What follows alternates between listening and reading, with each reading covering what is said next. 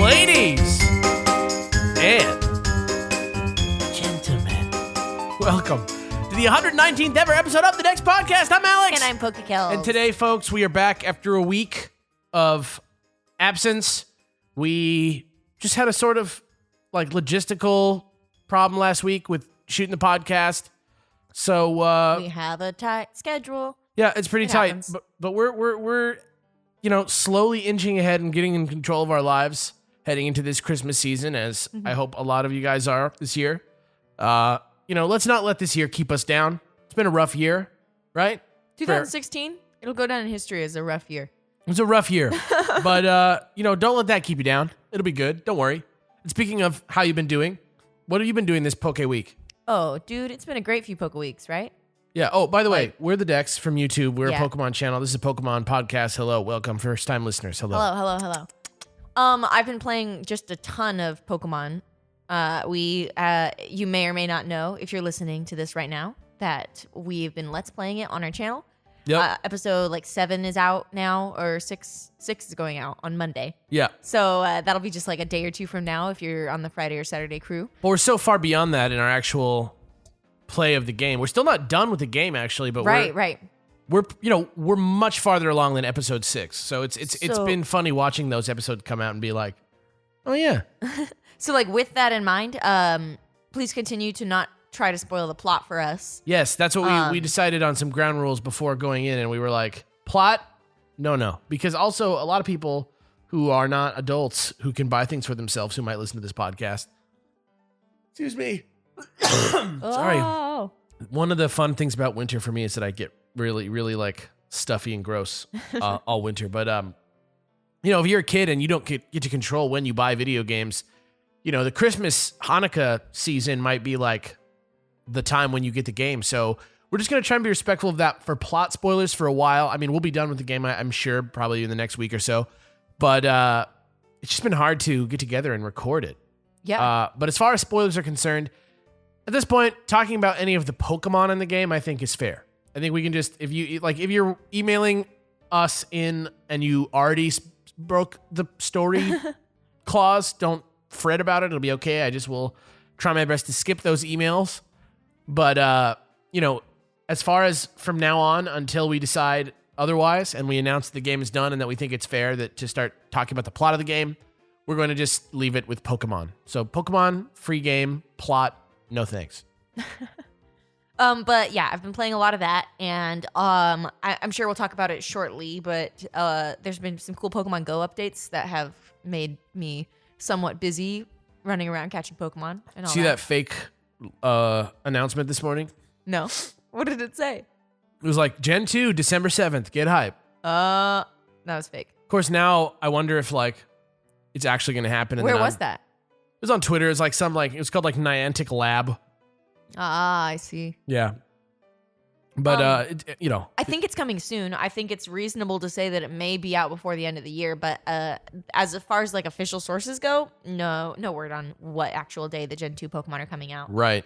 I'm slowly catching up in my copy of Pokemon Moon. Final Fantasy 15 came out this week, and so I was on stream playing that with Jesse a little bit, so I got a little bit distracted this week just because of time. Yeah, dog. But I'm slowly catching up. I'm taking a lot more time in all the routes than we are in the Let's Play just because I'm a meticulous guy, and I'm running into a lot of Pokemon that we didn't see, both new and some of the rare old guys that you don't see that much. So it's been really great.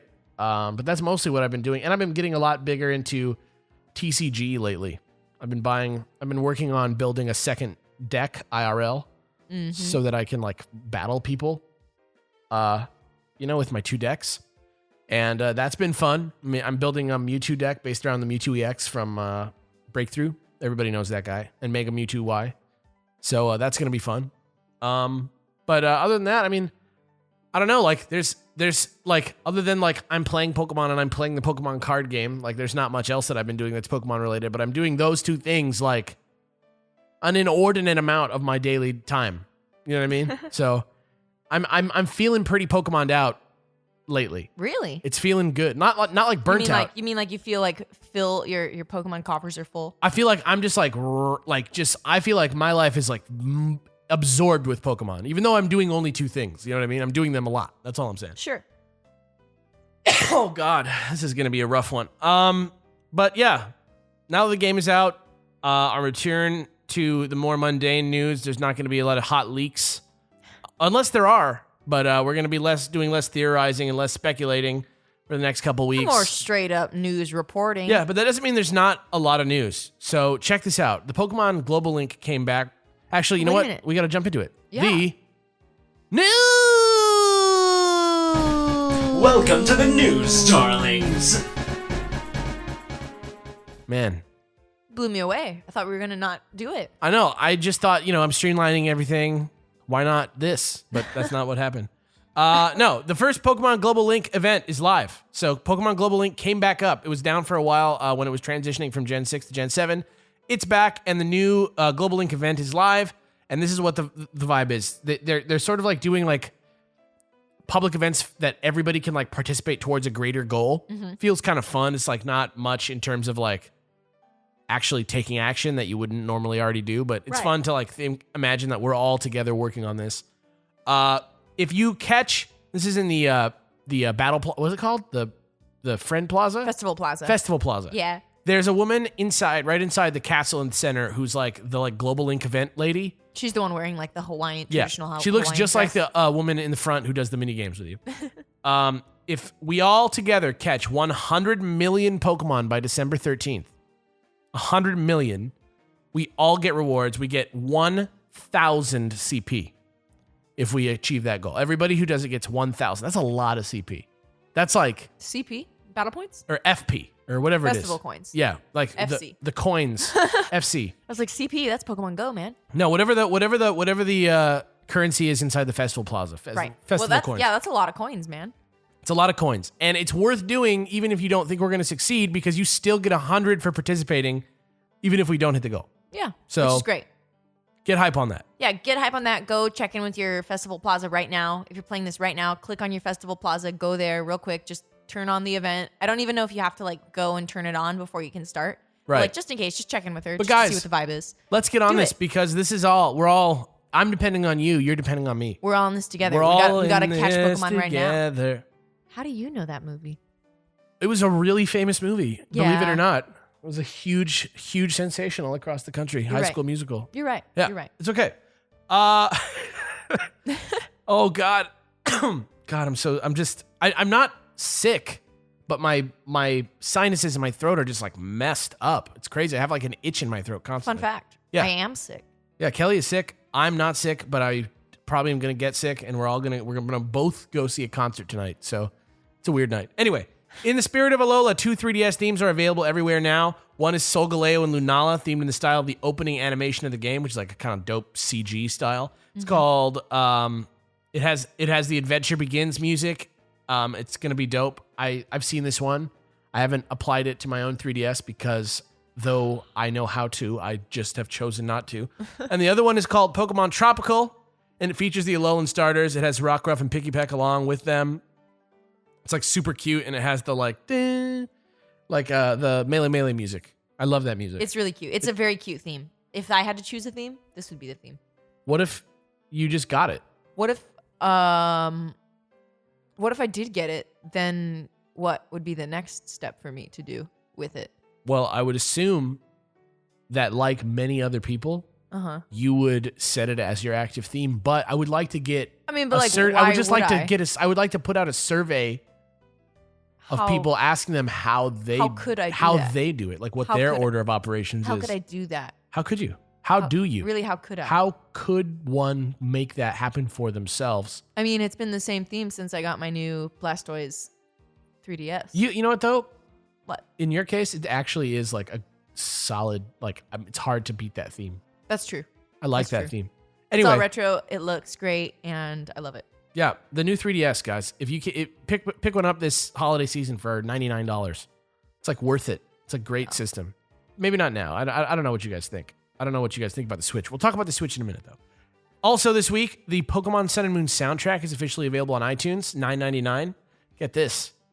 Most CDs, 13, 14 songs. Maybe like if you're lucky, bonus track. maybe if you're lucky, like 20, 22 songs at most. Pokemon Sun and Moon soundtrack. You look at the last track and it's like 23 minutes long and you're like, oh, there's a bonus on there. Yeah. This is not like that. This is not like that. This album has 169 songs. So tight. Get hyped for that. That's a lot. A lot of music. That's a lot of music. Which is great because it's all very good music. I've been enjoying it a lot so far. Yo, the soundtrack is like next level on Sun and Moon, right? Like, no doubt. Like, Absolutely. we went back, we were doing some research this weekend for one of the Pokemon that we're covering on the decks. And we had to like go back into Gen 6 for a minute and like walk around. And we were like, whoa. I know, right? It seems like it's so short between X and Y and Sun and Moon, but like just going back there for a second, I was like, this is so much less advanced. It literally like looks like a toy compared to Gen 7. It's crazy. But yeah, that's the new hotness on iTunes. Check that out. And if you have Apple Music, that means you have access to it, I believe. Let me just double check that for you because I really like Apple Music because of iTunes like integration. Mm-hmm. But I don't know if it's like everything on iTunes or if it's just like a selection. So I'm going here. Let's see. Pokemon.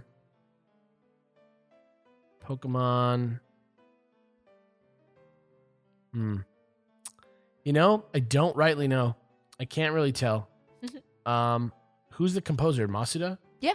He's like listed. Yeah. Shinichi Matsuda. Masuda.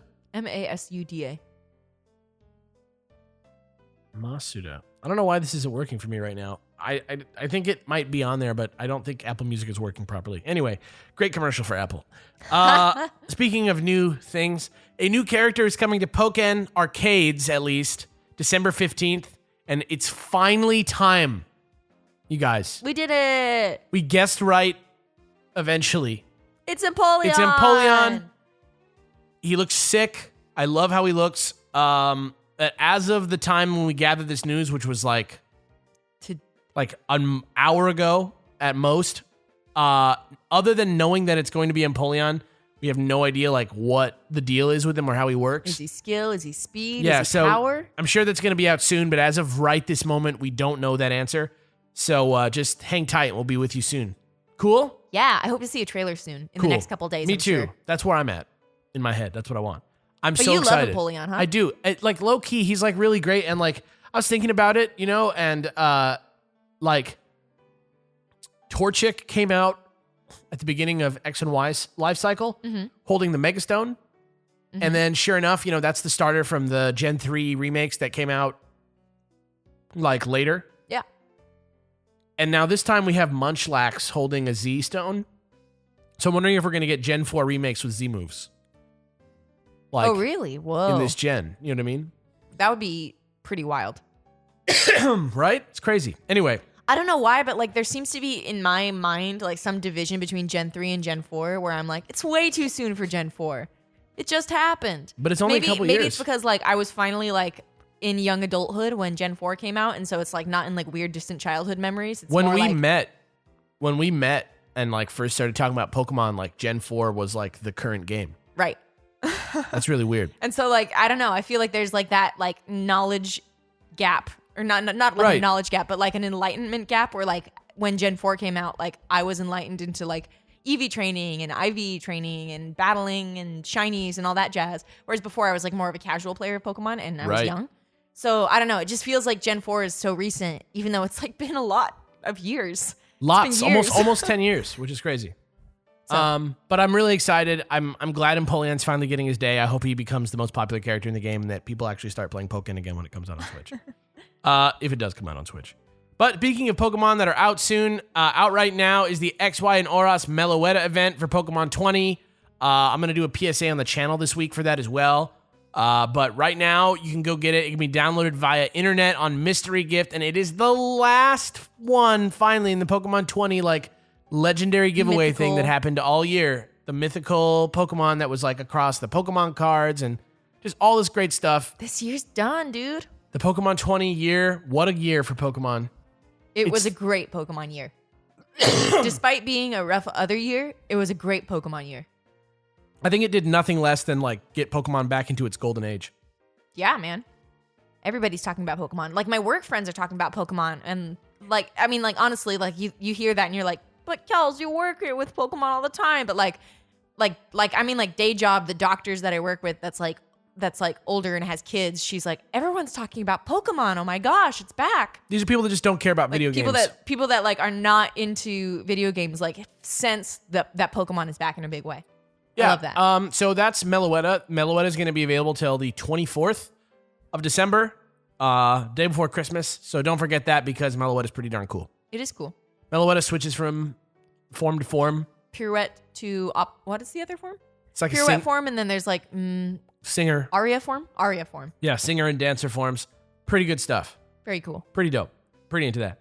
But also not just Meloetta, because there's also a second chance Arceus event. Arceus event happening now. If you missed the GameStop Arceus distribution, it's if you just go into the like mystery gift thing and you use get via code, you can now get Arceus with Arceus 20 in the United States, ARCEUS 20 all caps in the United States, and in Europe, ARCEUS 2016. Have no idea why it's different for the two. That's for Europe. ARCEUS 2016 in Europe. Arceus 20 in the United States. No idea why they're different, but that's how you get it. Don't miss it. It's the god of Pokemon. We'll talk more. And that one's you can get that one till like the very end of the month. Yeah, last day of the year. We'll talk more about Arceus in the near future, actually. Oh. Yeah, I've been doing some research, and it seems like Arceus, there's more to the puzzle. Oh. Pretty interesting, right? Make sure you get it then. Yeah. Go and get it. And speaking of going, Pokemon Go has recently been up to some fun. They sort of rebalanced the CP distribution and how the mechanics of CP work across the game to balance out some of the overpowered Pokemon, especially Rhyhorn and Gengar and Alakazam. Over the Thanksgiving weekend, they got like huge like CP buffs. Like buffs. And they also added for Thanksgiving like a double XP weekend, which was really fun. Yeah, that was cool. Double Stardust and double EXP for everything, which ended on November 30th. So hopefully you got to participate in that. If you didn't, there will be more events because there's a Pokemon Go blog, and I've been reading it obviously to like catch up on the news and stuff. It's probably the most up-to-date source that you can find for that. And it just like things are coming out all the time with Pokemon Go. I really feel like they're ramping up towards the Gen 2 expansion, and like I'm sure there'll be some sort of like holiday event. It's just like it'll be around. We're nowhere near done talking about Pokemon Go today. Oh, for sure. Because remember when we went to Worlds and we were talking about how great the beta tracker was? Yeah, dog. Where you look on there and you see like, oh, like there's this Pokemon by this Pokestop. I'm gonna go walk over there and get that Pokemon. Seems brainless, right? Like simple. It's really cool. I still have heard from people in rural areas that it's hard because it only shows Pokemon that are near Pokestops. And Pokemon still appear out in the wild, like wherever around, but you can't really track them well. And so the ones that appear near the Pokestops, like you can go and find, but I still have heard that if there's only one Pokestop in your immediate area, that it's still hard to find Pokemon. Yeah, I mean, I just still think it's a million years better than absolutely what was before there. Oh, but definitely. Anyway, that tracker is now outside of San Francisco. It's in Canada, Australia, and every part of the United States west of the Mississippi. But that's actually been updated just today. It's expanded even further than that. The whole United States is covered now, as well as a couple of other countries. So it's rolling out as we speak. Hot take. Look at that. All right. So now it also will tell you if the Pokemon despawns, which is good. And Kelly was hanging out with her sister and testing this a few days back. Does it work? Oh, it was great. I mean, like I was actually down in Orange County with my sister in a area where there's not a lot of Pokestops. I think there's like it's probably like a kilometer walk to get to a Pokestop near near my parents' house. Really? And it's a far walk. And but it was fine because what we did. Well, actually, we were going home on Thanksgiving night, and I was like, wait a minute, there's 2 Bulbasaur over at this park over here. And she was like, what? And so we like went to the park. We like stayed there for a second, like catching Pokemon, walking around the park a little bit. And then we were like, okay, cool. Well, that's awesome. Then we like continued to drive home, and I still had Pokemon Go up because I was passenger seating. And I was like, oh my gosh, wait, there's there's Pikachu over by the retirement home. Can we go there real quick? And she was like, yeah. And we drove over to the retirement home and we like walked around it and we caught like 3 Pikachu. It was great. It was really exciting because I felt productive in the game. You felt like you were like, there's a thing. I'm going to go get that thing. And then you did. I felt very productive. That's what I'm saying. Just give me some quests now. It's so easy. It just needs to be text. It's easy. I'm sure they're thinking about it. It's okay. But that's still not even the end of what we're talking about with Pokemon Go right now. Yeah, Doc. There's too much. Yeah, because also Ditto have finally rolled out in Pokemon Go all over the world. It's not easy to find. It's not easy to find Ditto though because the mechanic for Ditto is that he can be any Pokemon that you catch. No, not any Pokemon. It's Pidgey or Rattata. It's Pidgey or Rattata, but it's like, I mean, most of the time that's what everybody's catching, and it's just funny because it makes it. I think it was a way for them to make those encounters worth it, exciting again. Mm-hmm.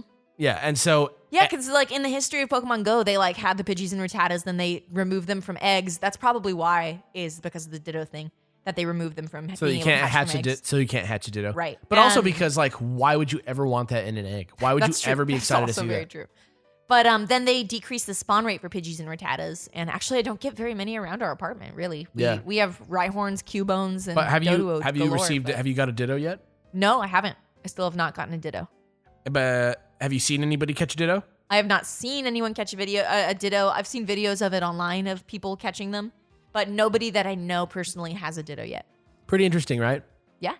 But that's still not what we're going to be done talking about Pokemon Go because the rumors about Gen 2 and like legendaries from Gen 1 are like really starting to like be real. Yeah. And we also know from the horse's mouth that a huge update is being planned that has PvP battles and trading, and it's probably going to be like very soon, like within a month, probably, maybe even less time than that. Yeah. I really think that they're going to plan something really big for Christmas season.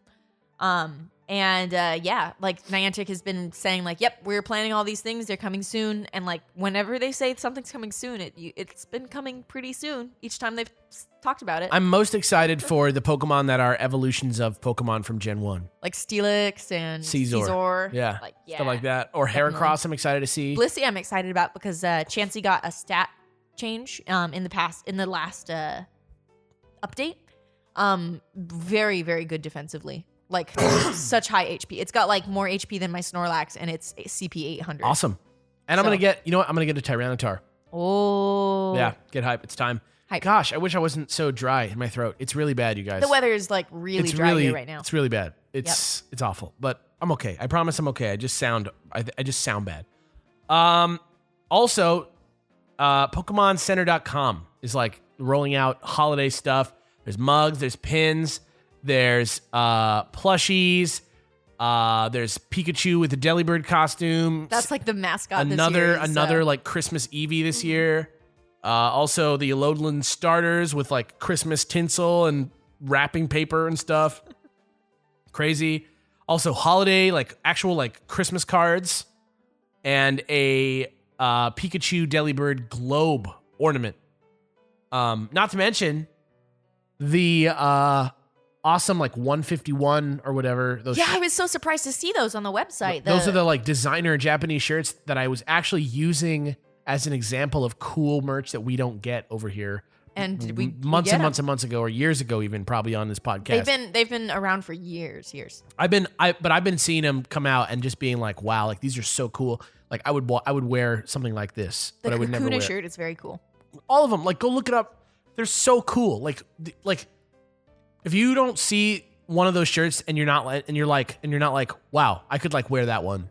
Like they're designed very well. They look great. Like they're a great gift idea. Yeah. So obviously send us all that stuff. Send us all that stuff for free. No, I meant for your family. What? I meant for your family. This says, please send them to me. You wanted me to say. You wanted me to say, please send them to me. No. Did I say all that? super darling, please send them to me. That's what it says in your notes. All right. Also, because that's not even it for the news this week. Maybe that was for you. Sure. All right. Because I wanted the Pikachu plushie Delibird. All right, doesn't matter. If you're following the TCG, new box sets are out, PokemonCenter.com and in Target stores.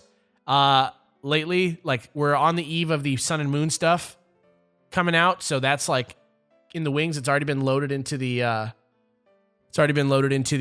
online game. There's the legendary bird collector pin blister packs that have 3 booster packs and 1 pin of the legendary birds. There's also the Alolan starter blister pack that has all 3 of the Alolan starters with booster packs. That pin is very cute. Yeah. And then there's the Alola collection boxes with Solgaleo and Lunala that have pins and figures with 5 booster packs, 3 Alola starter holofoil cards, and giant Lunala GX and TCG online codes. So that's actually not in the Sun and Moon set though, right? That comes with XY Evolution cards. What? You mean that big box? Yeah. Or is that actually... I didn't get a chance to like really look and see. I think it's because they're only $30. They're only $30, so I assume they're like older packs. Yeah, I honestly don't know. They're nothing Alola expansion, so it's evolutions or further back. Right. So go grab that on PokemonCenter.com for $30. So you can get it for a little bit more at Target or wherever you buy your cards. But it's all been dope. And there's also decks. There's also Legendary Birds decks that are out that are like a little bit, they're like standard decks. They're not like theme decks. So they're like a little bit better decks if you're like getting into the game. Like maybe I would grab the 2 that aren't like weak to each, like grab like Moltres and Zapdos. You know what I mean? Also just grab Zapdos because he's so cool. Well, just because like I don't want you to like learn to play Pokemon cards with your friend and then one of you is just like always at a huge disadvantage. Sure. If you're like Moltres and Articuno and you're like, I'm weak every time. Right. But like there's never been a better time to get into the TCG. I recommend if you're trying to get into it to like find a deck that you like and like try and like use the strategy from that deck or start messing around with some standard decks or buy one of the championship decks. I've been having a lot of fun with the game lately and I think you guys could too. So that's what I'm going to say about that. That's it for the news.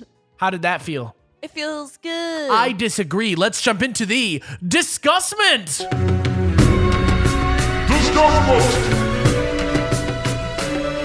don't actually disagree. Oh, what? It was just a segue into the discussment. What? What did you think? I was taken aback. Oh God, I'm dying. That's what's real. Anyway, this is the segment of the show, if you're a first-time listener, where we just sort of like open up the floor in a discussion about something that's kind of going on. Sometimes we get into it, gets heated. Sometimes we're like all in agreement and it's just like, oh, well, yeah, that's what it is.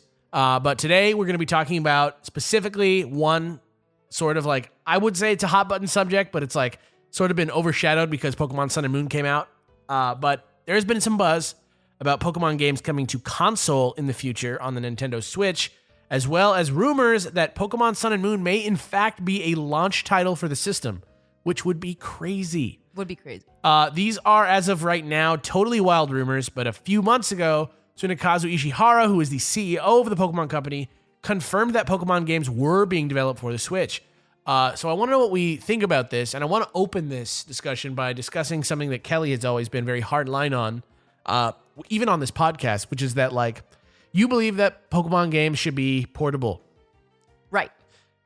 Now, at the time that you said that, you know, maybe like the reason you think that is probably because that's sort of like where their soul is, and that's kind of the idea of how the game works and what the philosophy is behind the game. Is that pretty accurate? Yes, that is accurate. But at the time that we would talk about this, we had no idea that there would actually be a console like this where you can put the same game on the TV that's on the go with you. And even when I was talking about this right before the Switch was coming out, I was pretty sure that it wasn't going to be like one-to-one the same system on the go that it is on the TV, but it seems like it might be. So I was just wondering, like, what would be acceptable to you in terms of that? Like, what if they wanted to up the graphics on the game, or what changes it from a portable game to a console game? Are you happy with the idea of playing this game on your TV and on the go? And like, what types of things would you like to see? This is actually an interesting question because as Sun and Moon came out and I started playing it, it really kind of helped to alter my opinion a little bit. And I think that if we're talking about, you know, X and Y, Omega Ruby, Alpha Sapphire, the way that they are right now, that kind of game, like, is not meant for a console and it shouldn't be on a console. But honestly, playing Pokemon Sun and Moon, I think that game could easily translate over to a console version because of the level of detail and the amount of, basically I guess like cinematicness that it has. Production value. Production value is up and things like that. And that is if that's the direction Pokemon is going, and it feels like, that's where we're at. Still true to the old vibes, kind of like pushing the boundaries in some ways. I feel like it's more easy for me to see this kind of game going to a console, and the way that the Switch works, I'm pleased with that. I'm happy to see that I could actually go and take my 3DS with me, play it in my room if I wanted, and then like come out and finish playing a gym on the big, television if I so choose. And that actually doesn't bother me too much. I think the thing that I really need with Pokemon is that face-to-face interactivity option. Sure. Like, going to the office with my 3DS and seeing that like some other people have their 3DS with them today and like, oh, look what I caught today. Like that kind of thing is really important. And I think that taking Pokemon away from portable and just solely into console would have been a detriment to that vibe. But I mean, if the Nintendo Switch works as it's been advertised, yeah, which is exactly how it was advertised, I think that would be a much better migration into console territory. I just hope that they never take it away from being portable altogether. Yeah, I mean, like for me, right? Like the only thing I ever really wanted the console to do for the experience was to sort of make it bigger, make the game bigger. Sure. Like add more regions, like maybe multiple regions in a game is now feasible. Something like that. I don't know why I've never needed that. I don't think I need it, but what I'm saying is that's the type of thing that excites me about it. Like already, like we're starting to see that quest thing that I was talking about earlier, sort of working its way into the game and sort of like the game world being something that there's reasons to go back to areas a lot. And if they could sort of transition Pokemon into that type of game a little bit more, I think that the power of a console is the way that could be done.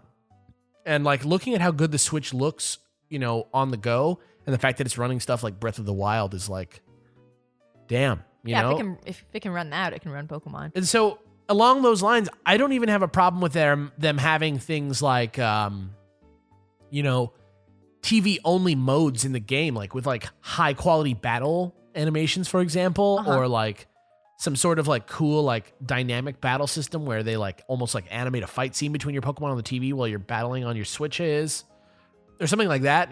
Something like console exclusive, or like some multiplayer components that are a little bit more powerful for the console. But I think it's the same thing that you're saying. Like I don't want the fact that it's on a bigger, flashier system to compromise the core experience of Pokemon, which is not just a gameplay experience, but also a social experience. Right.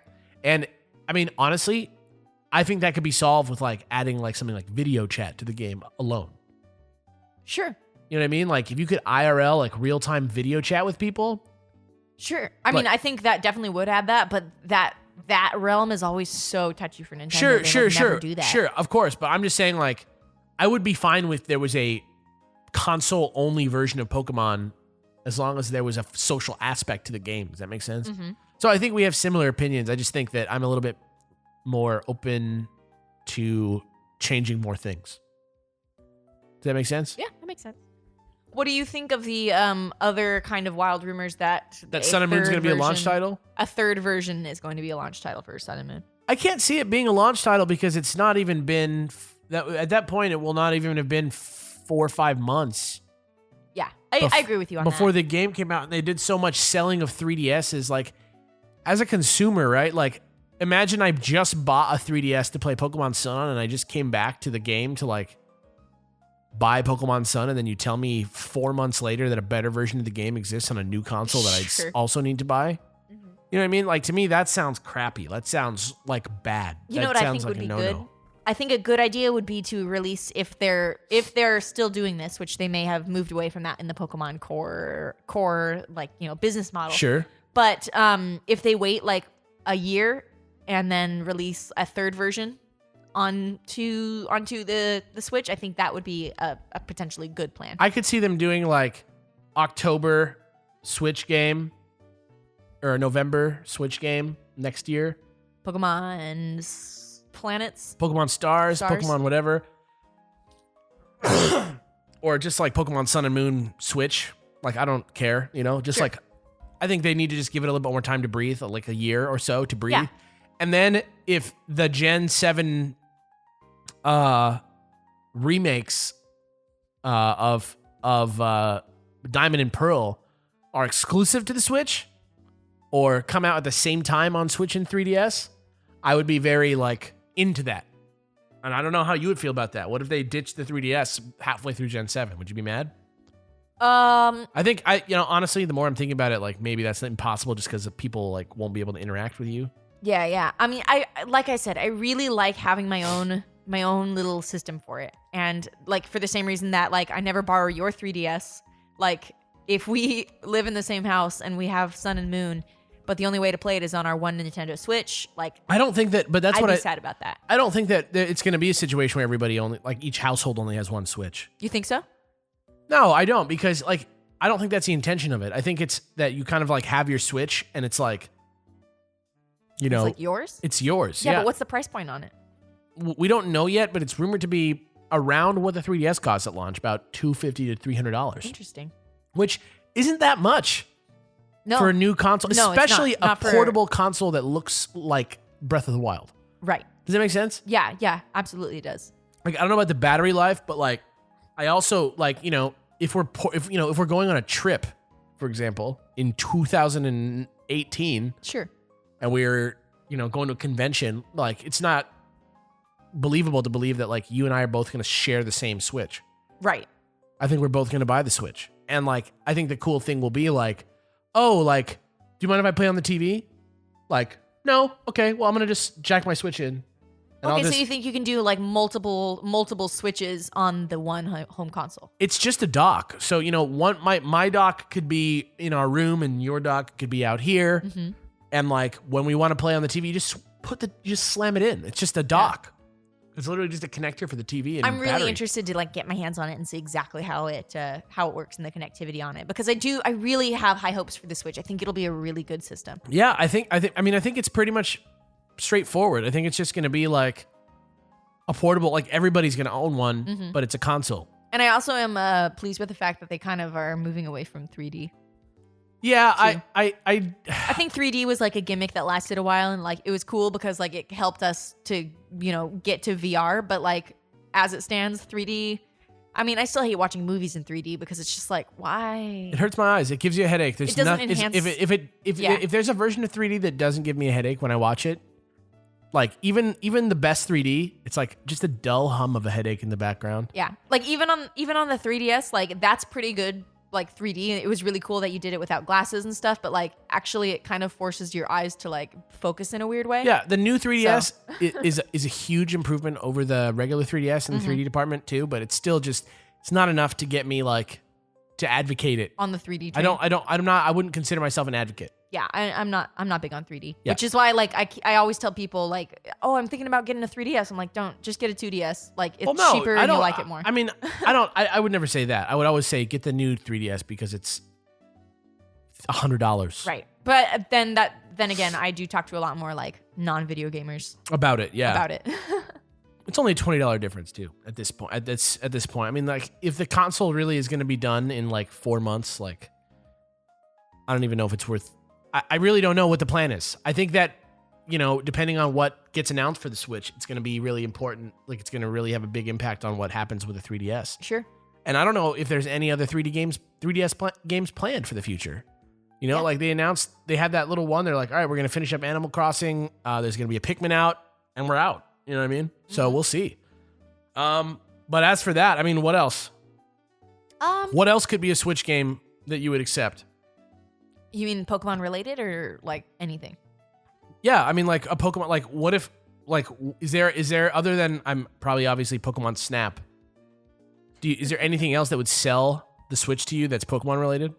Honestly, no, not really. Like the spin-off games are fun, but like I don't think there's ever been a spin-off game that's like made me want to like get a console for it. Maybe a bigger budget version of the trading card game, or like a modern version of the like RPG for Game Boy that's based on the trading card game. Maybe I'd be into, but even that wouldn't be a system seller for me, I guess. Sure, but yeah. I'm already sold on a system, so I'm not the best person to ask about that. Are you definitely going to get one? Yeah, I mean, like, if it's a thing where Pokemon is developed now for the Switch, which he confirmed, yes, is true, then absolutely I'm going to get one. So Pokemon literally is the system seller for you, even though you don't know what the game is. Yeah, the fact that they said we're developing Pokemon games, and I believe that he means mainstream Pokemon games, like the core Pokemon series. What else is Pokemon Company developing that has to do with Pokemon? I mean, like, not much. Right. So if Pokemon itself, Pokemon games are a system seller for me. But like also like, Mario, Splatoon. Zelda, Splatoon, like I don't care as much about because I haven't played it all that much. Skyrim? But oh no, I'm already playing Skyrim. Yeah, but what if you could just take it with you wherever you wanted to go? I know. Well, Skyrim, see, I don't know. I feel actually opposite on Skyrim. I don't want to take Skyrim anywhere. I just want to have it on my own. And like recently when I recently started a file of Skyrim while we were having a house guest and our friend over, and I played like an hour or two of that, like with them in the room. And then like when they left, I was like, I can't. And I deleted the file because like Skyrim is a very, very solo experience for me. So I feel like there's I have no need to go portable on I feel Skyrim. like there's no better platform for like the portable, like for like a quiet personal solo experience than a portable console. You think? Right? I don't know. I just like going into my like video game cave and playing Skyrim, whereas like Pokemon, I like to be like wherever I am. I get you. I'm just saying, if I could play Dark Souls and then be like, all right, I'm still going to play Dark Souls, but I'm going to like go carry on with my day and be somewhere else, that would be good. But I think we're getting off into the weeds. I think this might be the end of the discussion. Is that a fair thing? Is there anything else? I think it's a fair stopping point. Is there anything else you want to say? No, not too much to that effect. Guess what, guys? You out there, too, can contribute to the discussion and let us know what your thoughts on Pokemon on the Switch are by sending a response to us at thedexcast@gmail.com. That's THEDEXCAST@gmail.com, and we will read your answers next week on our show, just like we're about to read answers from last week and the week before on this week's Fanswers segment. Fanswers, da da da da da. Fanswers, da da da da da. Great. Woohoo! All right. So, if you are a new listener, the Fanswers segment obviously is the part of the show where we listen to emails from fans. I'm going to read some. It's always random, so don't come at me like I don't care about you. The only thing that stops me from reading an email is if that email is a long boy. Does that make sense? If it's too long. Yeah. Which, to be honest, it almost never is. Like, it either really, really is, or it's never even close. So please don't have anxiety about that when you're writing your email, because you're probably not going to write an email that's too long for me. But that's really the only criteria that I have. And I'm not trying to play favorites, though there are a few personal friends of mine who, when I see an email from them, I know they're going to send me something like a jazz cover of a Pokemon song that I'm going to play over the end of the show. Looking at you, good note, guys. But other than that, what? No, I'm just saying, like, I think people sometimes accuse me of like reading specific people's emails, but other than like Dev and the good note guys and other people that I know personally, I don't do that. So, chill. Let's get into it. Let's get in. So this first one is called Team Building. First time writing in, and it is from Christian. Hi, Alex, Kellz, Jimmy, and Pupboy Wallace. I'm a longtime fan of you guys, and first off, thank you for all the content and overall good vibes you put out. Really appreciate y'all's. I'm having a great time with Pokemon Moon, even despite the Kingdom Hearts 2 like long tutorial it has, lol. We all know you hated Alex, JK. I actually didn't mind it. So on to the question, how have you guys been building your teams throughout your Alolan adventures? It's been a real struggle for me. I love so many of the Pokemon I've been encountering, and my team keeps constantly changing as I capture more. My Dartrix and Diglett have stuck around so far, but Grimer, Rockruff, Crabrawler, and Pichu have all replaced my poor Rattata, Meowth, Mudbray, and Oricorio. All the Gen 7 Pokemon have so much more personality, and I just love using Refresh to fix up my Pokepals after battle. Me too. This might be the best gen yet, or at least tied with Gen 4. Thanks a bunch for your reading, you guys, and on to the hashtags. Hashtag, I thought it was a joke, but this email actually does look long, so hashtag, sorry for the long email. Hashtag Boba Fett. Boba drink. Hashtag what are clowns. Later, man. This person is obviously a listener of a lot of things that I do on the internet, judging by all those inside jokes. But bro, this email is 5 lines long on my monitor. There's no way that this is a long email. Don't feel bad. As far as building my team has been going, I've just kind of go by vibe. If I'm like, yep, I want to play with this guy right now, I'm going to put him on my team. And if not, I don't. And I don't ever really name them because the Pokemon that I play through the game with, it's like a means to an end almost. Like I love looking at the game and using my character as like a Tom Sawyer-like character to like get into the lore and plot of the game. But other than that, I like to just like go around and dig deep into the lore once I beat the game and dig deep into breeding and battling. So I don't really like give too much like careful thought to my in-game team because I just like to do it based on how I'm feeling at the time. I give lots of careful thought into my team as in building it, because of the fact that I want Pokemon to be real as much as possible. I really have a personal connection to my playthroughs, which is something that is like unlike you, Alex. I mean, like I'm not to say that you don't have a personal connection, but like you just said that you kind of like try to bust through so you can like get into the lore stuff. Well, I'm not like on a journey with my friends till after I beat the game. Gotcha. Whereas I feel like it starts from like the moment I turn the game on, is that like that's part of the journey, and like that's something really special. And then once the game is post game, it's just like, okay, all right, well now we get to make the statistically perfect team, and I have less of a personal connection to those Pokemon than I do with my Pokemon that I run through the game with, which is interesting. That I actually didn't know that about you. So what? Interesting. No, that like we just have like we feel like opposite. Like you're more connected to your Pokemon in the end game, and I'm more connected to them during my playthrough. Yeah, so. Like when I'm playing through my playthrough, I'm like, oh, this Pokemon is even in the game. How exciting. Mm-hmm. And then once I like know everything about the world, then I'm like, what do I want from this world? Sure. I don't want to spoil too much because as you may or may not know, my playthrough of Pokemon Sun is happening on our channel. So I really don't want to spoil how my team is shaping up because we're 20 episodes recorded, but only 6 episodes published. We're more than 20 recorded. Yeah, I was ballparking. But so I don't want to say how exactly my team is shaping up, except for that I love them all. 30 episodes recorded. Yeah, except for that I love them all, and Pokemon Refresh is so cute. The one champion of Pokemon Refresh is Grubbin, everyone. Dude, he's so cute in there. Grubbin is really cute in Pokemon Refresh. His little zigzag mouth is very, very, very cute. Yeah, man. But yeah, Pokemon Refresh gives them so much life and so much energy. I love all the new battle animations. Everything looks so good, and you're totally right about the Gen 7 Pokemon just having so much personality. I think that was really a important thesis in the development of Pokemon Sun. I'm sure we're looking back, it's gonna be like, we really wanted to make like cartoons. Like if you look at the anime alone, it's like so obvious that they wanted to like add more character to the Pokemon. Mm-hmm. But thank you for that email, Christian. Next one comes from Ben. Hi, Alex, Kellz, and Jimmy, and Wallace. There's a little bit of a spoiler in this email, but it's not anything super huge, so I'm just going to go ahead and get into it. I'm sure you're enjoying Pokemon Sun and Moon as much as I am. I, for one, am loving the added features like Poke Ride and Refresh, which make your team seem yours rather than having a few just hanging around with HMs. Yeah. Now that I'm sure you finished or got pretty close to finishing the game, I hope it's as obvious to you as it was to me that the connections between Sinnoh and Alola are pretty apparent. There's the bookcase in the lab that mentions both Palkia, Giratina, and Bronzong, as well as having a major plot point of opening portals to other dimensions. Also, in Sinnoh, they first introduced region-specific forms with Shells and Gastrodon, which would tie in nicely too. What are your thoughts on the Gen 4 remakes? And Alex, as someone who enjoyed Gen 4 so much, how excited will you be? Hope you guys have a great Poke Week. Kind regards, Ben. # sorry for the long email. # it's not. Thank you, Ben. # Team Sun. # Team Rowlet. That's interesting that we kind of like got into this a little bit earlier on, but like, am I excited for Gen 4? Hell yeah, I'm excited for Gen 4. You know why I'm really excited for Gen 4?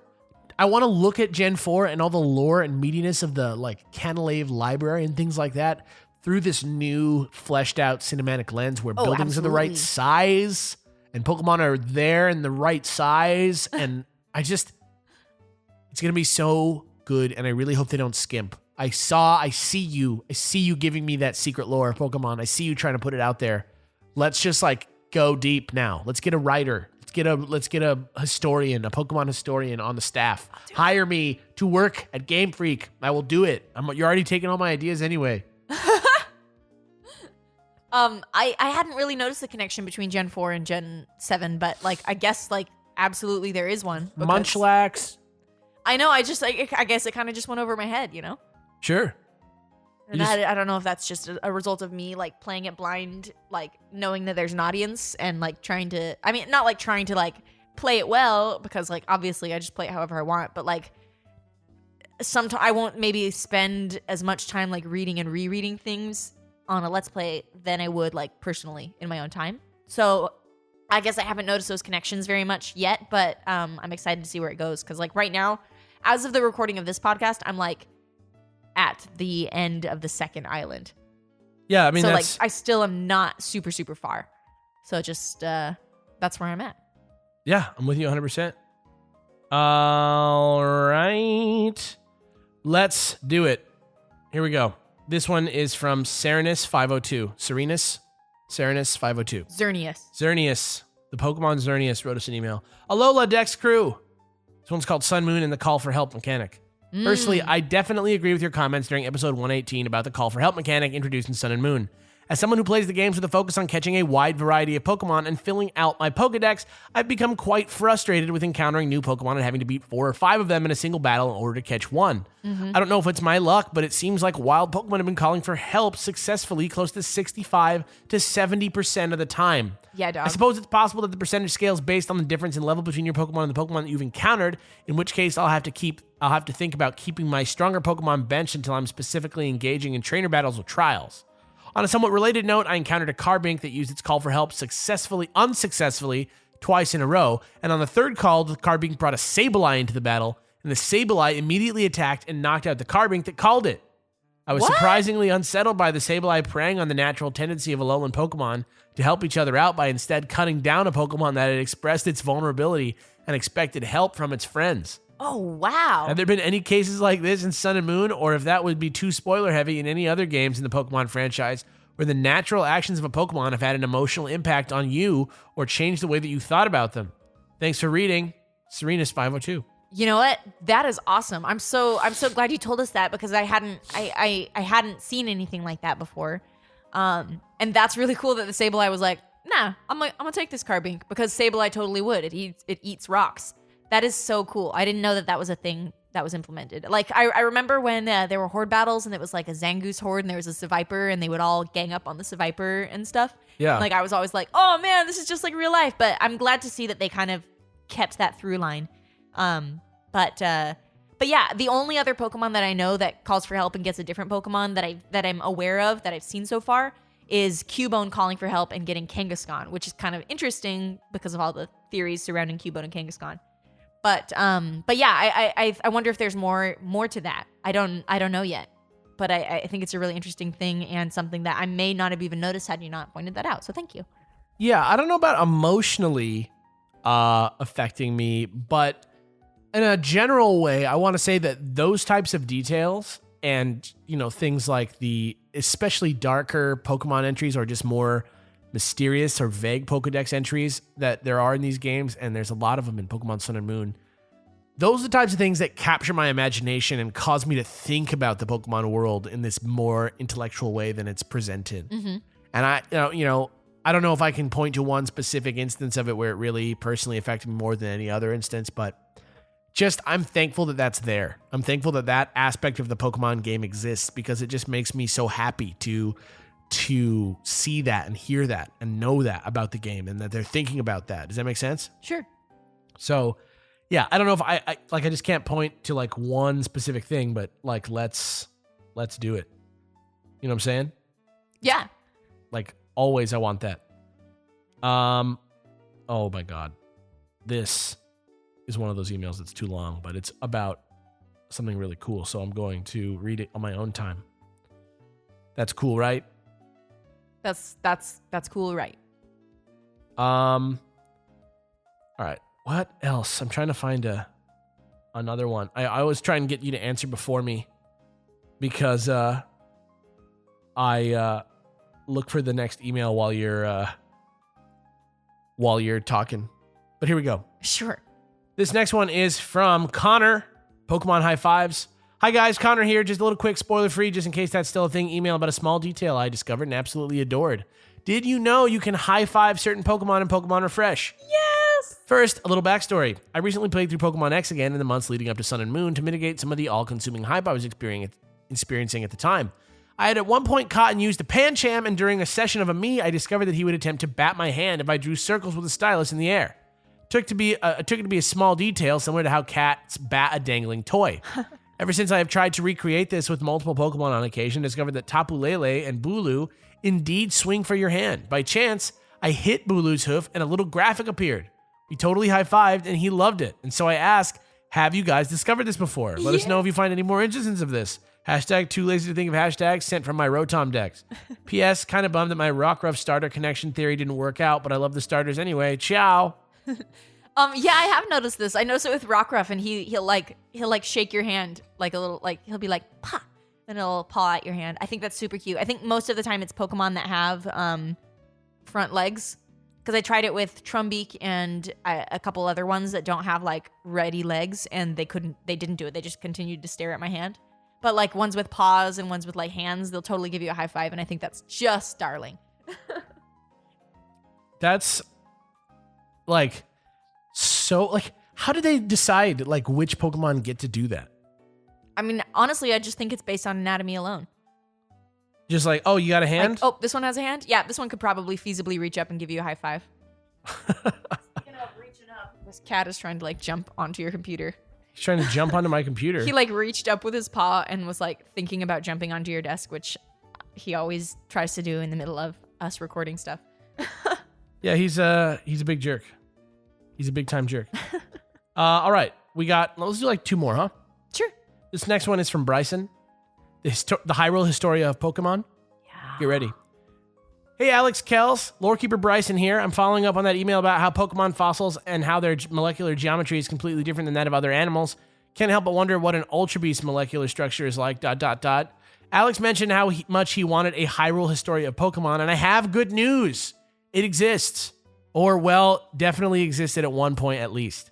It was called the Encyclopedia Pokemonica, and a Japanese fan won it years ago in a contest back around the time of the Game Boy games. Whoa. That same person made a website and detailed the contents of this book, but as I mentioned in my last email, the Japanese anime production company ShowPro shut down his website. Aww. After much searching for this book, I found what was left of his website. It was only a sad note about how much he loved Pokemon in the Pokemon world, and how he had only wanted to share that. A sad message. Oh, that's so sad. So it seems we're at a bit of an impasse. The book might still be somewhere, and if not, there are definitely those who read it. Hopefully we can meet them. I know if you guys are talking about it and looking for it too, we'll have a better chance of finding it. So, send that in. If you have any information regarding the Pokemon Encyclopedia Pokemonica, please let us know. That's pretty cool. I didn't know that existed, and that's like a really cool like lost treasure. Yeah. Also, lightning fast mini theory, Bill is evil. He lives suspiciously next to the cave where Mewtwo is. He's known for having rare Pokemon.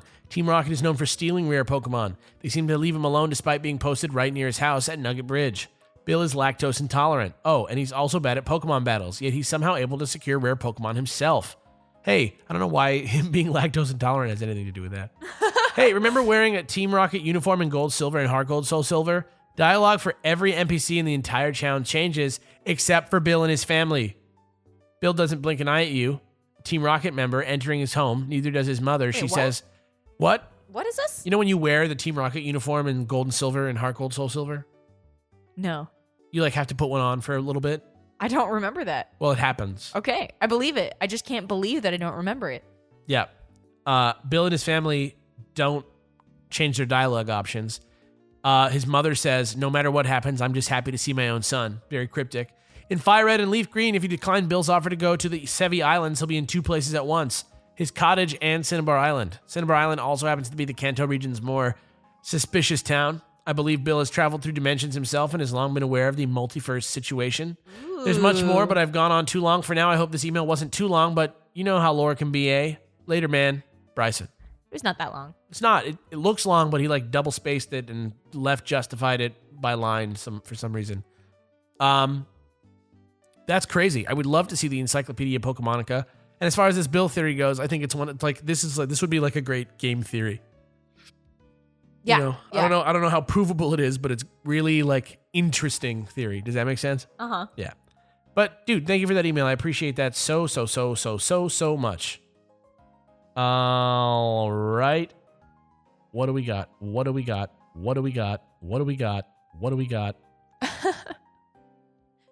I just want to make sure there's not any spoilers.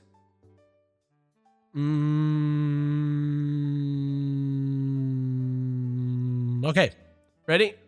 It's the last email of the day. It's from Danny. Constructive criticism about Sun and Moon. Ready? All right. What's up, Dex crew? This is Pokemon breeder Danny. What's up? Before you begin this email, please give Wallace a good pet for me. Got it? He was asleep. I touched his butt. He woke up and freaked out, but then he was like, oh, she's just petting me. Cool. Okay, here goes the email. And now he wants me to pet him more, actually. Great. Okay, I think that's solid. Okay, that's good. I've been playing Moon version non-frickin' stop since I got it that one fateful Thursday night. I'm a big fan of the series, and I'm particularly enchanted by the heightened storytelling that this game has to offer. They sure have gone a long way, and I feel this generation is a huge step in storytelling in the game.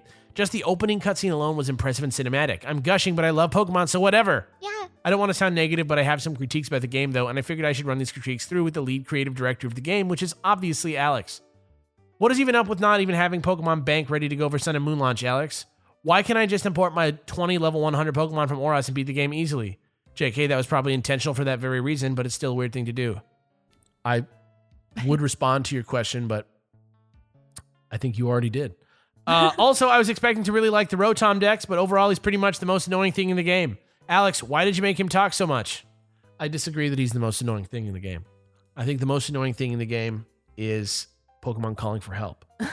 Looking back, I wouldn't have added that feature to the whole game until after you become the champion or whatever the heck happens at the end of Pokemon Sun and Moon. Yeah. One last thing, which I can't believe you didn't consider when you were building this game all by yourself, Alex, is how linear the plot is. I'm not 100% sure what makes this game feel so linear just yet. Is the waypoints for everything or the multitude of block paths and where you're going? We got to see the professor messages when you wander too far off in a world that's supposed to be open. I can't tell. Alex, you should really consider these things when you design the next game, Pokemon Eclipse. Let me just respond to that one real quick. I think the reason the game feels linear is because we removed the structure that drives the plot forward.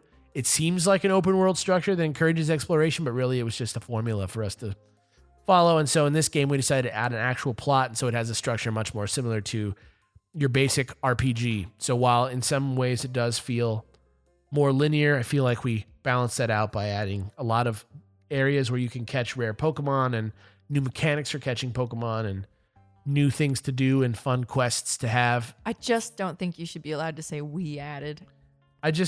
Me and the team. You and the team. Me and the Pokemon team. No, but I think that's what they were. I think that's their thought in that case, if that makes sense. And I'm the guy who's like the apologist for Final Fantasy 13 that exists. So maybe you can hold that against me or whatever. But I don't think that the thing that you're perceiving that makes the game feel linear, I don't think it's really like, the same thing as like walking down a hallway. Okay, email wrap-up time. I'm enjoying the game, but I wanted to vocalize some problems I have with the game. Still love it, though. Sorry for the average length email. Danny. I'm with you, Danny. 100%. Thanks for the email, No Danny. game is perfect. Hashtag, so the next game is totally going to be called Eclipse, right? Hashtag, it just makes sense. Hashtag, thanks, DexCast. Hashtag, praise the Wallace. I like that much better than Pokemon Stars, because that just reminds me of Pokemon All-Stars. Or whatever. Dude, what if it is Pokemon All-Stars? What if they're like, choose Charmander, Cyndaquil, or Chimchar? I'm going to be disappointed. I'm going to be disappointed if they release an entirely new Pokemon game with no new Pokemon and just call it Pokemon All-Stars and only have... Kenjoho Sinuka Lola region. Oh, you put them all together? Yep, I'm clever. Yeah, that was... Guys, thank you so much for listening to yet another week of our nonsense about Pokemon. I'm sorry I'm so under the weather. I promise that I will try and get better for you. I've been wearing a lot of sweaters and eating a lot of vegetables, so hopefully this will soon pass. I'm glad everybody's having fun with the game. It's been really fun to sort of see our channel wake up. I'm glad everybody's responding well to the redesign of the channel. I'm just glad everybody's here. I don't know what else to say. It's been a good couple of weeks. And if you have anything else that you want to add about the game, remember, we can talk about Pokemon, but I don't want to talk about the plot of the game too much yet. But please respond to anything that you want to talk to us about, be it Ultra Beast ideas, be it Alolan form ideas, be it fun things that you do that are Pokemon related, be it crazy crackpot theories that you have very little evidence for. I want to hear it all because I love the Pokemon community.